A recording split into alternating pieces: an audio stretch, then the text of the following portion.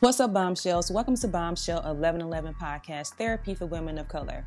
My name is Kia, and I'm your host. Generally, podcasts request donations, but I want you to show love by simply subscribing to my social media platforms by visiting my website at www.bombshell1111podcast.com. I want to see thousands of subscribers on this platform. Leave your comments and I'll show love by shouting you out on my social media platforms such as Instagram and Facebook. I want to thank you for your continued support as always. And with that being said, let's jump into this new episode.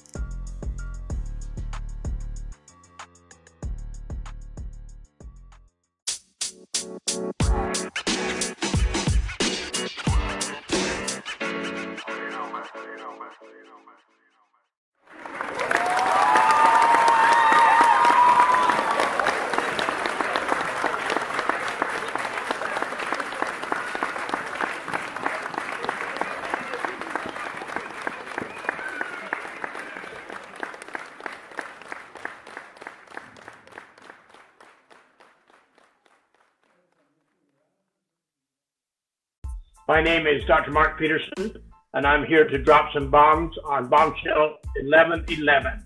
Welcome back, Bombshells. I'm Kia, and I'm your host. Tonight, you guys will be discussing empowerment and mental health with our special guest, Dr. Peterson. So without further ado, you guys, let's get into it, Bombshells. Welcome, Dr. Peterson. How are you? I'm good, thank you. Pleased to be on your program. I'm happy to have you on. I'm so happy to have you to come on and share your knowledge and tools with the listening audience. I know you have a lot of personal and professional experience to share. So thank you again for coming on. Yes, of course. So let's go ahead and just jump right in. So Dr. Peterson, I always have the bio in the description down below to let the listening audience, know who you are, what you do, where you're from. But I love to hear it verbally from my guests. So can you just give us a short description of who you are, what you do, and where you're from? Yes, I'm Mark Peterson, of course, is my name. I am a retired school administrator. I have become of late an advocate for mental health, and specifically in the areas of inpatient care and suicide prevention. My efforts here and coming to your podcast is to help people dispel some myths about inpatient care specifically and treatment in mental health, and also to help people feel that they can get treatment and not be afraid of what's in store for them, that they see that as a very powerful tool. Oh, wow. I knew you had a lot of knowledge and tools. Thank you for that. So let's just go ahead and jump right in. So tonight we're going to be talking about empowerment and mental health, and which you definitely know a lot about. Dr. Peterson, what motivated you to become a mental health advocate and speaker? Well, I found early on in my career as a school administrator that I ran into parents and often members of staff who had issues that they were a little bit afraid to talk about, issues in their family or themselves, whether they had depression or people that were struggling with getting through the day because of the pains that they were feeling, psychological pains. And I found that when I was open about my own experience, when I shared with people that I too had those issues and that was a mental illness was part of who I was, and that I, in fact, had got treatment, that I was taking medications, or that I was seeing a therapist, that they would brighten up at the hope that they too might be able to find that kind of relief for themselves and for others. Now that I've retired and I can devote more time to the things that are really important to me, I've decided to make mental health advocacy what it is. And that's the reason why I've done it, is because I've seen what happens to people when they experience some connection with another person that's going through what they're going through, or what a family member might be going through. And that's so awesome that you have that experience with education, background, as well as in mental health, because you've been able to kind of like touch all aspects of mental health, I'm quite sure, as you just stated. So you definitely have a wealth of knowledge. Can you share? Thank you. You're welcome. Can you share a transformative moment in your mental health journey that shaped you or shaped your perspective on care, Dr. Peterson? Well, and I'm going to talk specifically about inpatient care. Inpatient care is a scary thing. I remember the first time that someone shared with me, I might want to actually go to the hospital. That I was 14 when I realized that something wasn't right, but it was 32 before I was diagnosed. And it was in 2005. I was, how old was I? 54 years old at that point. When I said to someone, I'm not sure I want to be here anymore. And they said, you need to go to the emergency room. And I said, emergency room? I don't think so. Yeah, you need to go to the emergency room. You're sharing things with me that need to be addressed. And so I went. Mm-hmm. And after about 30 minutes with the crisis worker, she said, I'm going to recommend to the emergency room physician that you be admitted to the hospital. I said, admitted to the hospital? To a psychiatric ward? I don't think so. Mm-hmm. I said, what if I don't want to go? And she said, well, and I got the message. I said, you're saying that I can either stay or I can stay. And she said, yeah, basically that's what I'm telling. And I said to her, which would be easier? And she said, if you just stayed. And I did. Now that was 18 years ago, almost 19 years ago. And that experience was not pleasant. Sure, it kept me safe, but I would not have found that as a treatment option that I would have pursued voluntarily. Things have changed much in the last 20 years. Mm-hmm. And I would say I would go back to 2010 when I had an experience in a hospital inpatient unit, when I genuinely felt that I was part of the team for treatment, that this wasn't things that were being done to me, or for me, but with me. And I think when that occurred, that was for me a transformation that mental health care does not need to be a mystery. It does not need to be, we can be transparent about it. That would have been, I think, the single greatest transformative moment in my life when it comes to mental health care and inpatient treatment. Mm. And you talk about your experience. How many times have you had that same or similar experience in your past dealing with the mental health, Dr. Peterson? Well, when I was 32 and first diagnosed, medications and therapy were more than adequate to address it. Sure, I was mentally ill. I had times when I was in a lot of psychological pain, but it worked for me. I was able to proceed with life. I had a career. I was a school administrator. I was involved in the community. I have a family that I'm very proud of. But I think, ask your question again. I get off on this story. I forget where I am. No, it's okay. It's okay. It's okay.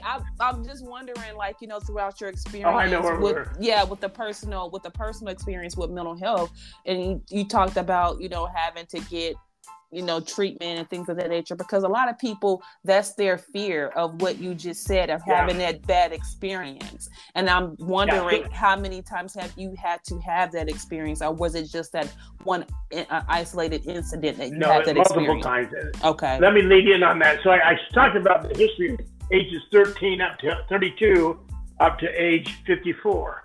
Since 2005, I've been hospitalized 12 times. Some for as few as 2 days, and twice for as long as 8 days. Now, they seem to cluster a little bit. I was hospitalized in 2005 once, in 2010 probably 4 or 5 times, 2019 once, and then this past year several times. And I have noticed such a difference in the quality of care that I would say to anybody who's thinking about whether or not they would go to an emergency room or consider being hospitalized if it was recommended, go without fear. Don't be afraid. Mental health professionals know what they're doing, and they have figured out how to deliver that. I think it's a pretty rare occurrence that someone would have an unpleasant experience in inpatient care currently. Whoa, okay. So let's dig in a bit deeper then, Dr. Peterson. How do you see the role of patient empowerment changing in mental health treatment, or do you even see that changing at all? Oh no, I do very much. I think when people come into the how's that best illustrated? I think patient-to-patient interactions are as much a part of the treatment in inpatient care as are the conversations you have with the therapist or with the psychiatrist or with the nurse. Those are all critical conversations that you're having with highly trained professionals that know what mental health is. But you're sitting at tables at meals, when you're waiting for a group to start, or when there's just some downtime in the day room, when you're talking with other people who have very much in common with you. And it's at those moments when you realize that, I have some control over this. I don't have total control.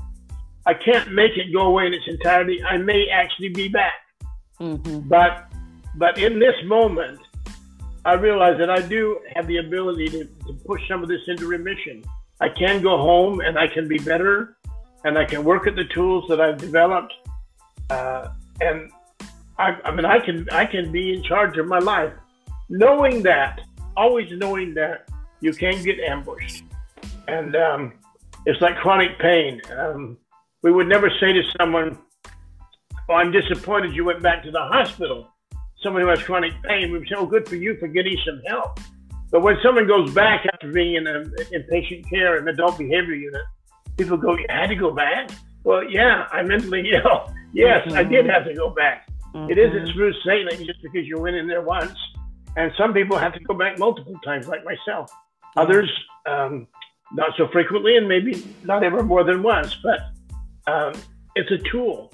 It's one of the tools, just like medication, just like therapy, just like some of the other tools that are out there now, ketamine and ECT, which is done under general anesthesia. Those are all tools that are available to the mental health professional to use in helping you take charge and get better. And so when you talk about tools, you kind of went right into the next question as a great segue into the next question, psychiatric treatment. What are some misconceptions about psychiatric treatment that you yourself, aim to dispel throughout your work? Well, let me talk about some things the way they used to be, mm-hmm. That I experienced that were not so pleasant. One is the old medical model that we do this to you or for you has changed to doing this with you. Mm. And people were, I'll give you an example. If I went up to a nurse's desk in 2005 and asked what I thought that was a legitimate question, I might have somebody said to me, "Well, haven't I already explained that to you?" Or, when we need to share something with you, we will. Or, we're busy. We can't be interrupted right now. That just never would happen. I mean, I don't think you could dare say never would happen, but it would be such a rare experience. Mm-hmm. The glass that used to separate the nurses and the other professionals from the patients are gone. There's a transparency in what's going on. The social worker doesn't try to label you. You leave the diagnosis to the psychiatrist and use their time as a social worker and crisis worker to get you reconnected to the outside so that when you leave, you're going to be safe. I think that that old model, again, as I said, to do to you or for you, is something that's just, we're seeing very much fade as we do it with you. I just can't emphasize that enough. You just don't need to be afraid of inpatient care. I've seen people come in tired, and they're angry, and they're hurt, and they're embarrassed. And over the next course of the next 2 or 3 days, you see those people just blossom in that setting. And I mean, when people get ready to go home, I'm going home today. Oh, we're so glad you're going home. How do you feel? Good. Who's coming to get you? And you see patients' families come in the first night that they're there, and they're just glad that their loved one's in a safe place, that they don't have to worry about them tonight. But as time goes on, you see those family members, for those that are able to come and visit, looking at their family member, my gosh, you're coming back. The person that I know so well that has kind of left us for a while, or has been in so much pain, we have a hard time watching you, we worry about you all the time. You're coming back, we're seeing this change in you that we just are so welcoming. And that gives everybody else some real hope and energy and excitement about what's happening to us while we're in that setting. I've called it a bridge. I've even written a poem called The Bridge. It's a bridge in two ways. One is the bridge gets you up and away from the thing that you're crossing over, but it also gives you a place to cross to that's better than the other side. And so I think the metaphor works for me, that the bridge is what inpatient care is all about. And you know, that in my past just work experience, I totally agree with you. I worked on the psych unit, you know, doors locked and things of that nature. And as you stated, people will come in one way, unmedicated, dealing with things, issues. And then, like how you said, 3 to 4 days later, a week later, totally different person, blossoming. Yeah. I mean, and that's exactly what they needed, that little bit of attention or that little bit of support, or for someone just not to give up on them while they were going through their stuff. It was a very challenging position when I worked there, but I did see those things that you just stated. So I totally agree with you. Totally agree with you. Yeah, you and I have had similar experiences in different places. Of course, you on the one side of the counter and mine the other, without any glass in between. But we're seeing things the same. Mm-hmm. Yeah, very much so. And I agree with you. Another thing that you said, Dr. Peterson, and until you said this, I didn't even think of it. That lets you know that we just go day to day without thinking about the least mundane things. When you stated about the windows between the professionals and patient care, that's gone. And I noticed and I think about that. It really is. And I didn't think about that until you just said that. So I could see that. So let's just go ahead and move right along. Based on your experiences, what advice would you give someone who is hesitant about getting or seeking mental health treatment? Well, just real simple. Don't be hesitant. Mm-hmm. Inpatient care is a viable tool. It is not a signal of anything that's wrong with you. It's just part of what you need at this point in your life, and that it can just be really powerful. It can move you along so quickly in areas that you've just been struggling with so badly. You know, when you're surrounded by professionals 24 hours a day, you know, it's just an extraordinary experience. I think people can go without fear, knowing that they're going to be cared for. If I were to share an experience, when I met with the psychiatrist in one of my visits, the last visit that I had with her, she asked me if I thought I was ready to go home, ready to leave. I said I did. And then I said to her, you know, the treatment I've received here has really been extraordinary. Everybody, nurses, crisis workers, techs, doctors, even the housekeepers. I told the psychiatrist that as I approached the inpatient unit, you know, before I was admitted, I was nervous, I was embarrassed, I was apprehensive. But when that ER nurse escorted me to the entrance to the behavior unit and the door opened, there was the tech, Ashley, with a big smile on her face, and I could almost hear her saying, "Mark, welcome to the safest place on earth." And it is. And so I would say, don't be afraid. If you think that a family member needs some help, get on the crisis line, call 988. Let them do some quick evaluation. Find out where your resources are. Don't be afraid to go to the hospital and get assessed. It can save someone's life, including your own. Mm-hmm. Mm-hmm. Totally agree. And you know, sometimes people have a hard time taking that piece of advice, though, Dr. Peterson. And for individuals who kind of struggle with that, what piece of advice would you give them to kind of work towards that? Take my experience, take your experience, that you described as a professional, and trust us. Trust us. What we're saying is that you don't need to be afraid. The mental health people know what they're doing, and you will be so glad that you did. Yeah. I've never I can't recall. I'm sure there was someone, but I cannot recall in my recent experience anybody ever saying, "I wished I weren't here. I wished I hadn't come to this unit. I wished I hadn't come to inpatient care." I think everybody said, I'm so glad I came. I'm so glad I was here on this unit. I'm so glad I met all of you. I'm so appreciative of the psychiatrist, of everybody. I think that's all I've ever heard. How often does that happen? Rarely. But if there's ever an endorsement for going and seeking the treatment that you need, that ought to be it. Mm-hmm. Totally agree. Dr. Peterson, is there anything that you feel that I missed that you'd like to share with the listening audience?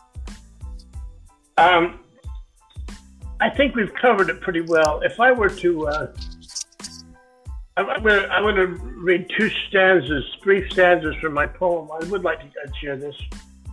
Yeah. Armed again with proven tools, should crisis find its place in me. Tools I shall not shrink from grasping, use unapologetically. Safe I exit, and though alone, I'm heartened that I've more to give. More life to share with gratitude, determined to find strength to live. I love that. Thank you for that. Dr. You're Peterson, welcome. How can a listening audience get connected to you if they need that additional support, guidance, or just want to get connected to you for more information? How would they do that? Well, I think the best way is to go to LinkedIn and look for me, Mark Peterson, Dr. Mark Peterson, under mental health advocate. You'll find me. And there we can connect best. LinkedIn would be the best way to get hold of me. And Dr. Mark Peterson, should we have a chance to meet again, I may even have a website up and running that's worthy of looking at. I'm up to talking about this, but I don't present it very well on websites yet, but that's coming. That'll come. And so, okay, well, Dr. Peterson, again, I thank you so much for coming on. I knew you had a wealth of knowledge just from your bio. Again, I thank you so much for coming on and sharing your knowledge with the listening audience. I really appreciate that. And I hope it's been my immense pleasure. Thank you. Oh, you're more. I'd love to do that. Yes, I'd love to do that, especially if any questions that people want to address. Let's do it again. Yes, and then if there's anything in particular that you would like to, share with the listening audience in reference to topics, if you want to talk about a specific mental health diagnoses, we can do that. Whatever it is related to mental health, we can always talk about that. So sure. I would love to have you back. Thank you, Kia, so much. You're more than welcome. And so, you guys, that brings us to the end of this episode. Thanks to Dr. Peterson for joining us. We hope that you guys were able to hear something that was beneficial to you. And with that being said, thanks for listening. And always remember, you are a bomb within your own shell. Peace, love, and light, you guys. Until next time, good night. If you enjoyed this podcast, please make sure you subscribe so you're notified when a new episode is posted. Rate, review, and share this podcast with your family and friends. Thanks so much for listening, and I hope you're leaving with some valuable information that can help you on your personal journey. Also, check us out on Facebook, YouTube, and Instagram at Bombshell 1111 or at Bombshell 1111 TV. You can also check out our mental health page, Your Health is Your Wealth, on Facebook, which is a page created to inform and support individuals with mental health and other health conditions. And with that being said, always remember, you guys, you are a bomb within your own shell. And until next time, peace, love, and light.